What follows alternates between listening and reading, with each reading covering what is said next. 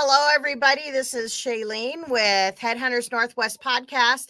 And today we get to speak with Matt Campbell, who is in transition and looking for his next opportunity, which is just unbelievably cool because he has such an amazing job history. And I welcome you, Matt, to the discussion and to the HeadHunters Northwest Podcast. Thank you, Shailene. Thanks for having me today, and very excited to be here and talk about, my background in the outdoor industry and all the great things that I've been a part of. So thanks for having me. Oh, I'm thrilled. I wonder if because I think you're one of the best kept secrets in the industry personally. When we did get introduced to each other, I think both of us said, or at least I know I did, how do I not know about you? How did I not meet you all this time? So I'm excited that we get to talk about your background. So tell us a little bit about your background and how you got started. Yeah, I will. So about 35 years overall, my professional career, marketing and selling. It started out actually during college. I was fortunate enough to get a job with Miller Brewing Company as a campus rep. I don't know if they have those jobs anymore, but it was a very desirable job. I was fortunate enough to have it. Did very well at it. After I graduated, undergrad, I was given a job offer by, Miller Brewing to represent their products and great brands like Miller Lite. Did very well at it. Got recruited away actually by Anheuser-Busch. So I got to sell great brands like Miller Lite and Budweiser and things like that. So I spent about a decade in the beer industry, really honing my sales and marketing skills. And I wouldn't give it up for anything. I got to this industry as quick as I could, but I had a great background working for some dynamic consumer products companies like Miller and Budweiser. As far as how did I get to this industry, I did very well in that beer industry. Was looking for a career change at the time. Advancement, any further advancement at that time really looked like moving around the country about every 2 or 3 years. I love to travel, but really didn't want to move around with that frequency. But more importantly, I felt like, hey, I really want to make a career change and a career transition into an industry that I have a true passion for. Fortunately for me, I grew up around firearms. I had the opportunity to hunt at a very young age, shoot, and do all those great things. So that was a passion of mine. So as I started looking around, and you probably remember this, 25 years ago, at least I remember, most of the jobs at that time were still advertised in newspapers, right? Yep. So I found myself looking for jobs, and I knew about Winchester. Obviously, growing up and using their products, I knew that was a company that was in and around the St. Louis area. Yeah. Saw a marketing job one day pop up. It was one that I really wasn't qualified for, but it really kind of put me on point to keep an eye out. Sure enough, an opportunity came along, and it was a national account sales planner. Probably something I was overqualified for at the time. But one of the things I had done in the beer business, at least like the last 3 or 4 years, I was calling on grocery stores and convenience store chains. And one of the things you had to get good at, and I got pretty good at it, was around fact-based selling. And essentially taking data, organizing data, and driving sales and sales programs in and around data-driven type presentations. Yeah. The job description that Winchester had out there was sort of in that wheelhouse, in and around, organizing, executing programs around data analytics. Was fortunate enough to get an interview, got called back for a second interview, and then got hired. And that was, 25 years ago. So that's how I got into the industry. Really was having, a good selling background and a good analytic background too. And I don't think that time, I think you would have been fairly unique in that, because I'm not sure that our industry necessarily embraced that data-driven knowledge and used it to its fullest extent really until the last 10 years or so. I mean, you would speak to that better than me, but weren't you pretty cutting edge for your peers at that time? Yeah, I think we definitely were. We found ourselves aligning with a few of the retailers that at the time were more data driven, and then it just Hmm. evolved over time to where everyone became interested in how they could drive their business, be more profitable using the data. So we started getting more data shared with us, and then partnering more with customers. So yeah, it did evolve into pretty much what we were doing every day. Yeah, Um, very important. so so got that job, and very quickly, Shailene, I realized I was in a very special place. I was in a very special company. The people were some of the best in the world. The customers that I interacted with, the people in the industry that I became friends with. This is a very, very special industry, and I was It fortunate is. enough to get into it.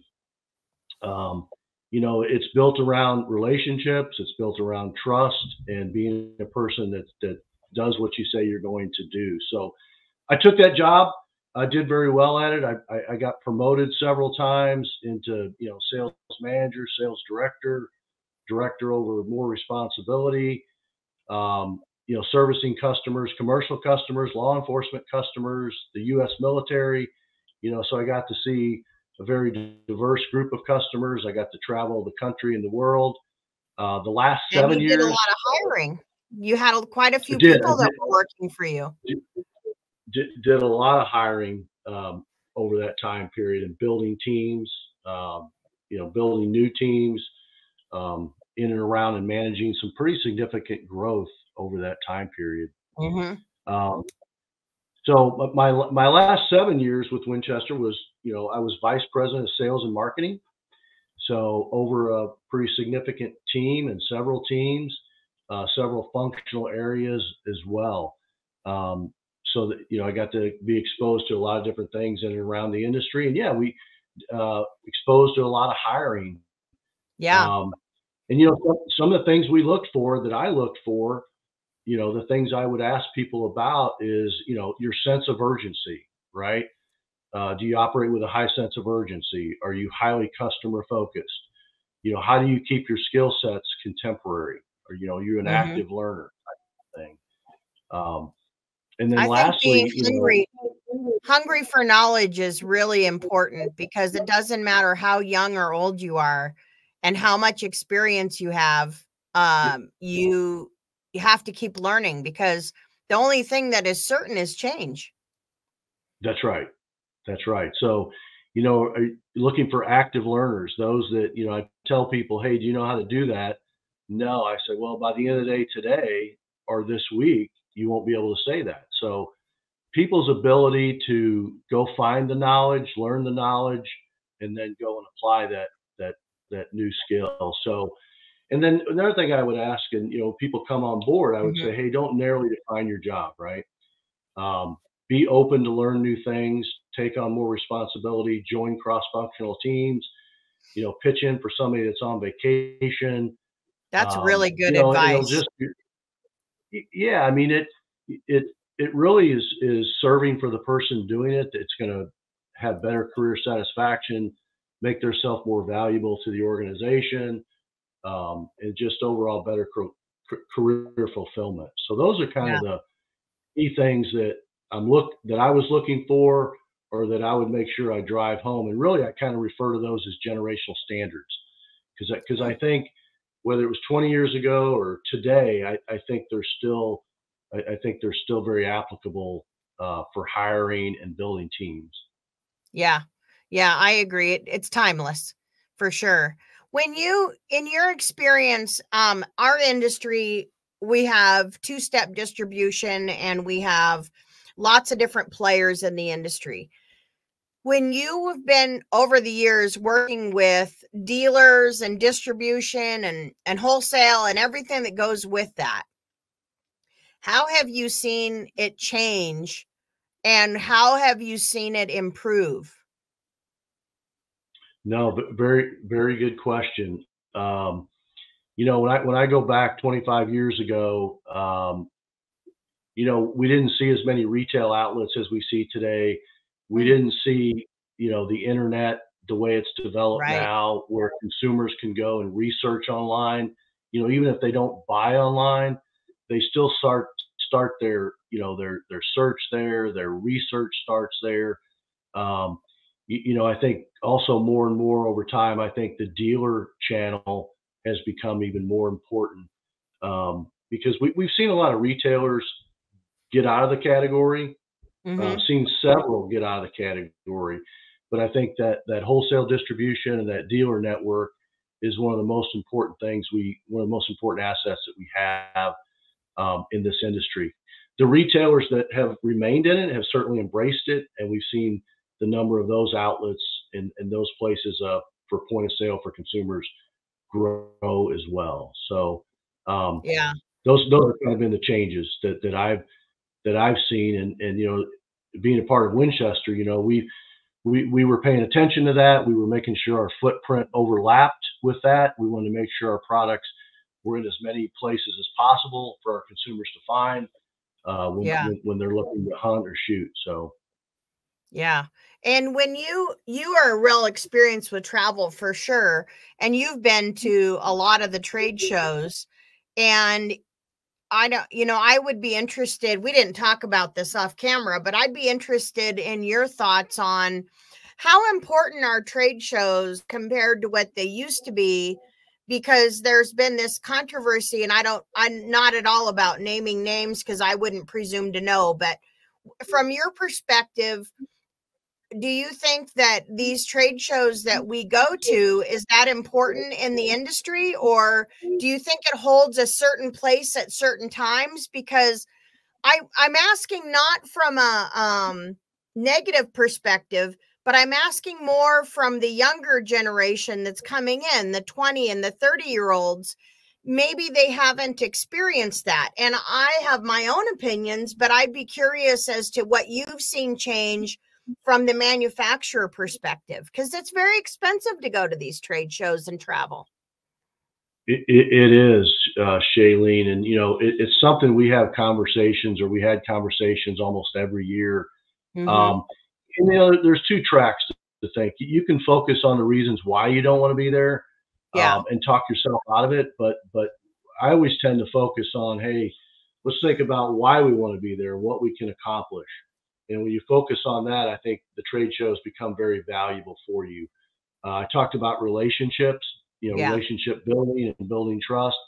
One of the things that trade shows always provided was an opportunity over 2 or 3 days, or maybe even 4, to get in front of as many of your customers as you can, whether you're Yeah. touching base or just introducing some new people.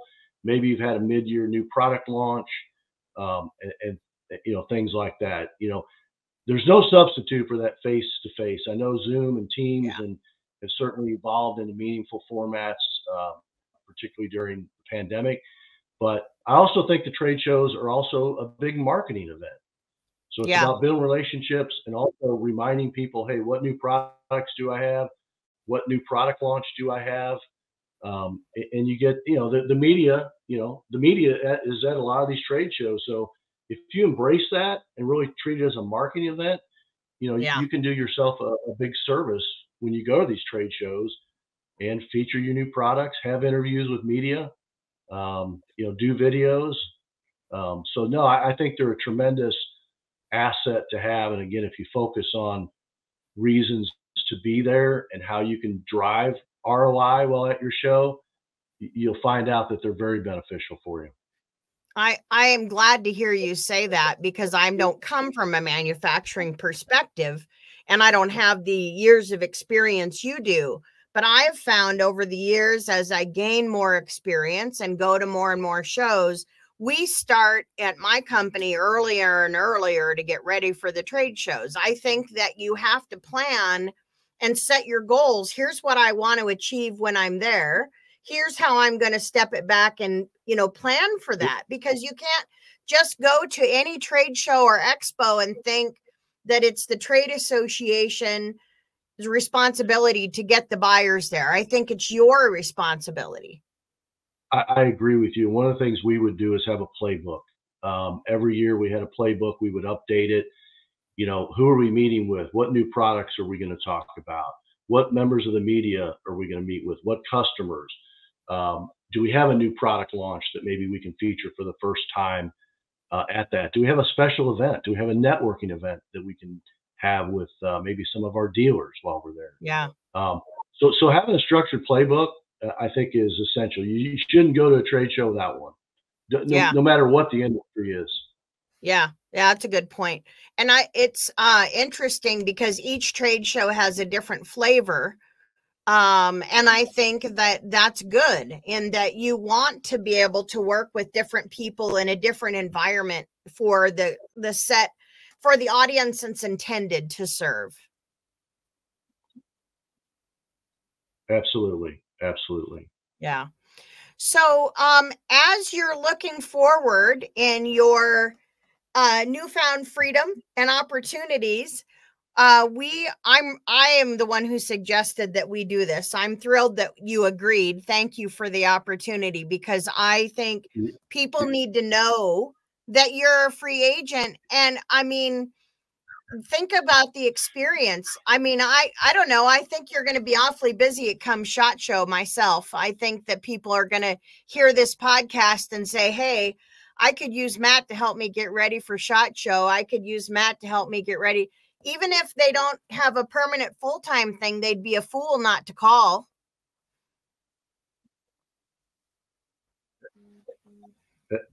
Absolutely. I 25 years in this industry and 35 years overall business experience. I have a lot to share. I have a lot of successes. I've learned from failures, and I always say, hey, what do we learn from it and get better? So I do have a lot to share, and I appreciate you having me on to drive some of that exposure and some of my background to those that might be interested. Thank you.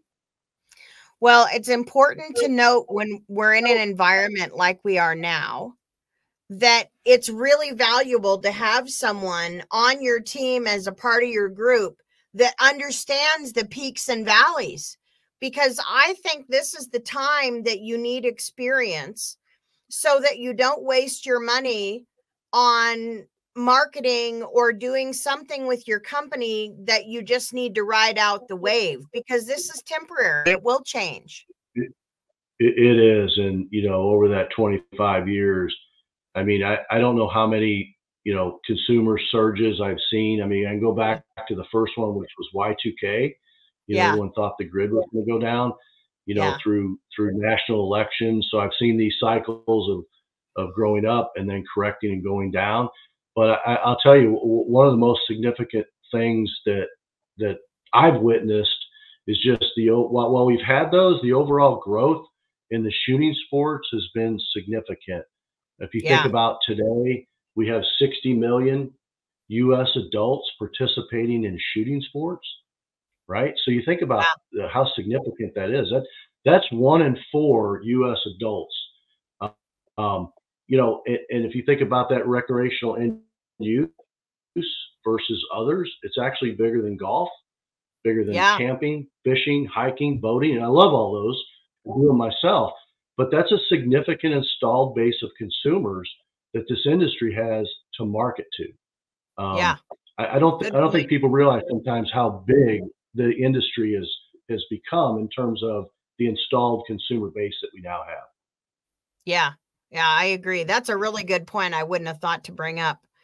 So what do you think you want to do moving forward? What is the ideal opportunity, challenges? I mean, I think the world is your oyster. Yeah, I've had a lot of time to think about that, Shailene. I obviously, being a industry sales and marketer, I've got a lot of experience in there, whether it's, president, vice president, general manager, maybe even a board position. I think I have a lot of great experience to help another company along, whether it's driving significant growth, penetrating a new channel, acquiring a new company and trying to figure out how to execute business plans. Maybe it's a team that doesn't have a lot of experience and they need some experience, an experienced leader or mentor.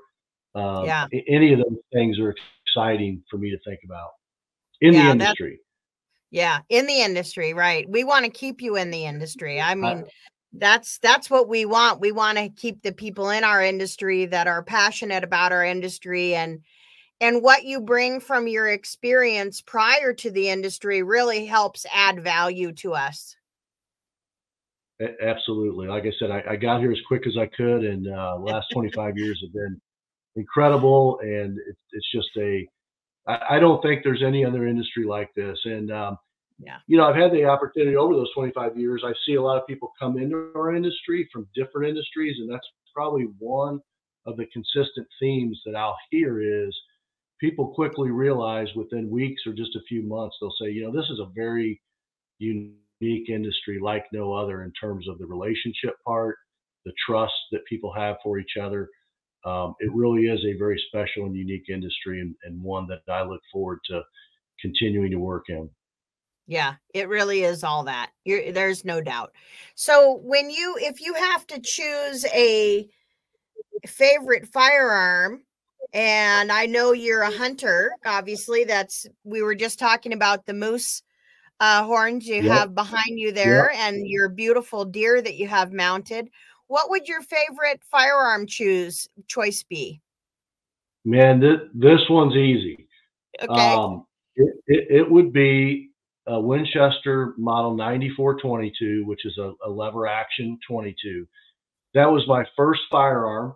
I got it, I think, when I was around 13 years old, probably for birthday, Christmas. I was one of those that had a birthday close to Christmas. So all your presents were always, here's your birthday and Christmas. I got that, I think I was 13 years old. So excited. I get this 22 gun firearm. I get it to me. Later on that day, my parents took it back. They took it back from me. I said, well, what's this all about? And they would not let me have that back until I learned that I could recite all 10 commandments of safety, be able to demonstrate those 10 commandments of safety. And that taught me a lot. It taught me a lot about responsibility. It taught me a lot about discipline. And one, I never forgot that. So that's a very special firearm for me. I shot it a lot, plinking, rabbits and squirrels and other things. I still have it today. It'll be a family heirloom for years. So yeah, that's by far my favorite firearm because of the background there, what it meant to me then and what it means to me now. You know, I thought about it when I was going to do these podcasts, and I don't always get a chance to ask that question, but I'm never sorry I ask it because it usually brings about a special memory. You know, it's a very special thing. And I think that's what makes our industry different too, is that the things you have your firearms for, they elicit special memories or times. And they're not always something that's a commodity that you're going to sell. I mean, ammunition is a commodity, but you buy that for special memories or special hunting events and trips and things like that. And I mean, isn't that what we all work for, is for those special moments? Absolutely. It's all about the experience, you know, whether it's hunting, it's not about how did you do hunting? It's all about the experience, and it's all about the journey and the people you're with and the memories you create. And that's what makes you an expert in consumer packaged good products, because it is, it's about the experience. It is. It is. It very much so is. And I think people are learning that more and more, that it is about the experience with the brand. You know, you may have a perception or image of your brand, but it's really what's the experience with the consumer? What do they have? Is it positive? What do they like about it? And how can you get better at it? Yeah. It's not just a box of ammunition or a firearm. It's the experience. That's right. That's right. Well, thank you, Matt, for being on the podcast. I really appreciate it. And if anyone wants to get a hold of Matt and you're hearing this at a later date, you can reach out to him on his LinkedIn, that we're going to put a link in the bottom of this post or in here somewhere. And if you can't find it for some reason, you can reach out to me and I will put you directly in contact with Matt or anyone at my office. They'll know that to get you in touch with Matt, because he is really a true treasure. And I'm super excited to get the chance to let you tell people about you, because there's a lot of other things for you to accomplish, my friend. Absolutely. And I appreciate you doing that. I can't thank you enough for having me on. I think it was a quick yes. Once I understood a little bit more, I hadn't done a podcast before, but this has been fun. A great conversation. Get to talk about my experience in this great industry and the great things I get to do looking forward. So thank you for having me. I really appreciate it. Well, thank you very much. And that'll be a wrap for this session of the HeadHunters Northwest podcast.